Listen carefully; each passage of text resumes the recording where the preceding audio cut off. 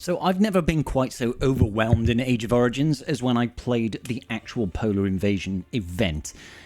It's taken me a while to get involved in this one because the timing is just really awkward for me, but it's kind of cool and very difficult. Let's talk about it. Alright, so before we begin, of course we're going to have just a quick catch-up over here. Still working on trying to get up to level 29 on my capital.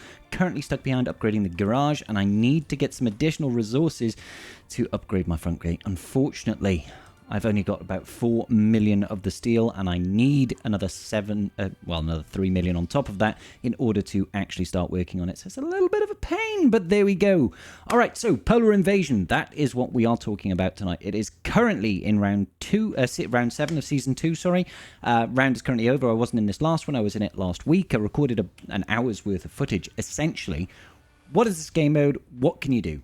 All right, so in essence, this game mode is, it's only exclusively for sort of endgame guilds, really endgame alliances. The top 2 alliances in the nation's power ranking get directly put into the qualifications to join this competition. And then you've got this whole mess of rankings and stuff like that for your alliance and stuff like that, okay? Now, the number of guilds involved or number of alliances involved in each battle is going to change. We've got some of the footage here. I'll just play this in the background so you guys can get an idea.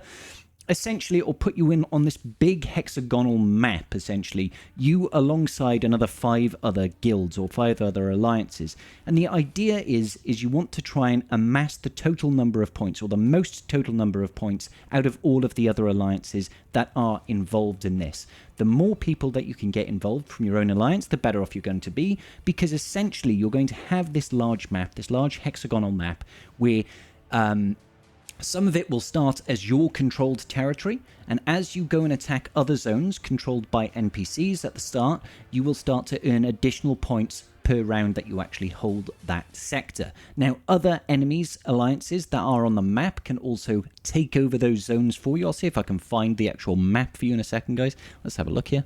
This is what the actual map looks like. So you can see we've spawned down here, my alliance, TBA, and then we've got a number of other alliances as well. 1, 2, 3, 4, 5 other alliances that we are all facing off against. You all get placed on the same map, essentially, and there are a number of zones that are surrounding you. Now, you will start with a number of zones just organically, and then your task as an alliance is to go out and push out to try and control these different areas. Now, what you might notice at the start of this is that each of these zones, each of these little hexagons here, have got different levels associated with them.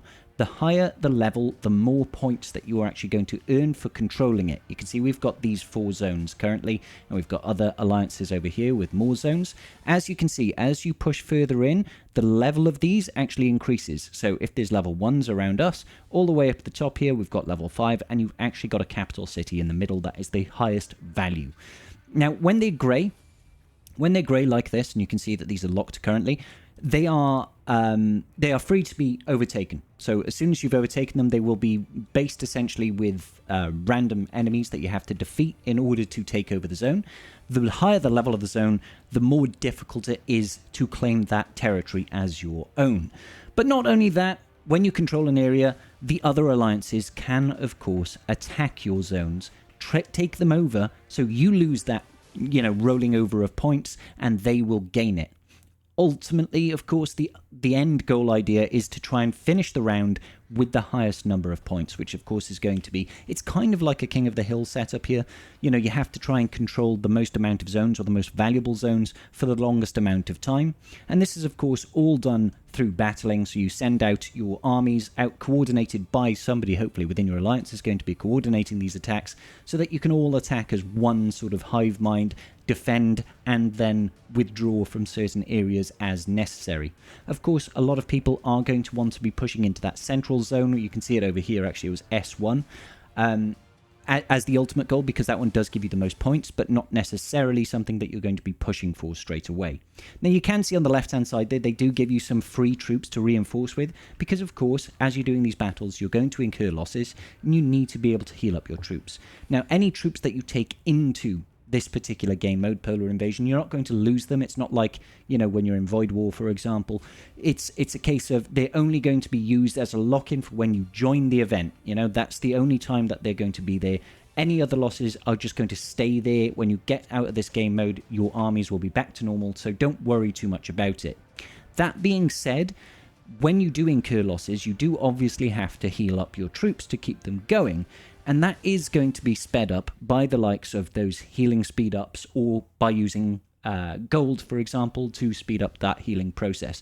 Now, if you use those resources, they are, of course, permanently removed from your inventory.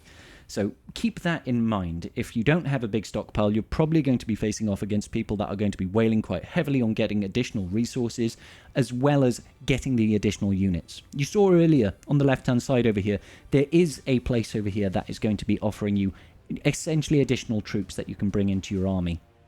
Doing that, there are free ones that periodically drop, but you can also spend in-game currency in order to unlock them.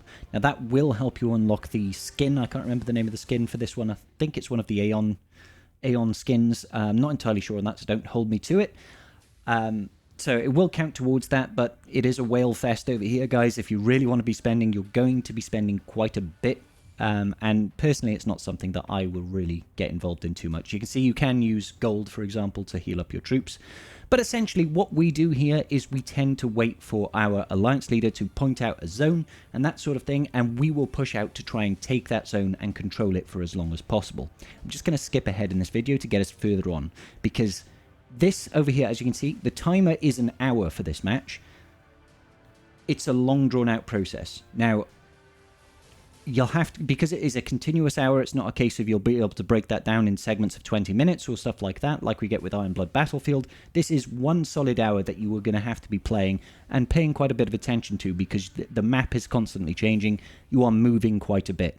So unless you completely dominate all the other alliances within this particular game mode, you are going to have to spend quite a bit of time actually paying attention and following orders. So as you can see here, we have progressed quite along. There's only quite a bit along. There's only 10 minutes left of this particular map, and as you can see, we're not doing so great here. The alliances that we are matched up against were much bigger than us, and they kind of suppressed our alliance down into the ground from the get-go. There was the last one that we had earlier in this week that I didn't record footage of. Let's just pause that there. You can see what the situation is like. The last one that we had this week, we actually did win, which was great. It was good to see. But this one here, we were just completely dominated between this AOW guild alliance, and J guild on the right-hand side. They just suppressed us all the way in. You can see TGG up there in the top left. Bless them. They've only got one additional zone. They got completely controlled as well. So, a silver lining, I guess, we weren't the worst alliance in this particular one, but it was certainly an eye-opening experience for me. I liked the idea of very coordinated attacks. I liked that. I felt like this goes on for a little bit too long. I don't mind there being, you know, a time limit on stuff, but I feel like there should be an instance of that the game could end early and you know, just to stop delaying the inevitable.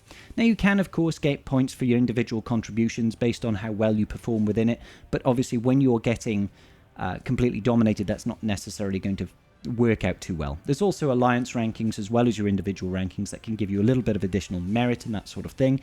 But overall, it's a pretty fun game mode, and I'll probably try it again sometime in the near future. It's just finding that time for it. Unfortunately for me, this particular game mode drops right in the middle of my workday, so I can't often get involved with it. People in the UK time zones or EU time zones in general might have a difficult time getting involved. But that is just the way it is, unfortunately. I had some time off work, so I was able to join. Overall, pretty fun. Let me know in the comments section down below, guys. How do you get on with Polar War? Do you actually like it? Sorry, Polar Invasion. Do you actually like it? Do you tend to win more than you lose? And tell me what nation you're from in the chat down below. Alright, guys, until the very next video, peace out and big love.